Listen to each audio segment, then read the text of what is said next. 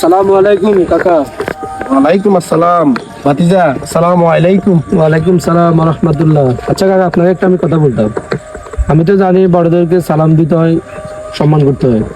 এখন তো আপনি দেখি আমাকে সালাম দিবেন কেন কাকা? আসলে ভাতিজা, ইসলাম ধর্মে আমরা তো ইসলাম ধর্মের লোক। ইসলাম ধর্ম হলো শান্তির ধর্ম। আর এখানে ছোটদেরকেও সালাম দিতে হয়, বড়দেরকে সালাম দিতে হয়।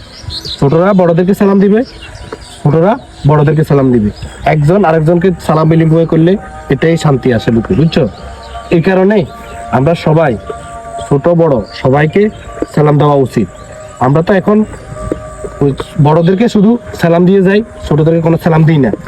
আমরা যদি ছোটদেরকে সালাম দিই তাহলে ছোটরা আরো আগ্রহ হবে বড়দেরকে সালাম দিতে। এবং শুধু সালাম না, তুমি যদি কারো সাথে ব্যক্তিগতভাবে ভেজাল হয়ে থাকে, তাকে তুমি 3 দিন সালাম দিবা যাতায়াতে, দেখবে 3 দিন পর সে তোমাকে, তার সাথে যা হয়েছে সবকিছু ভুলে তোমার সাথে শান্তিতে ফিরে আসবে।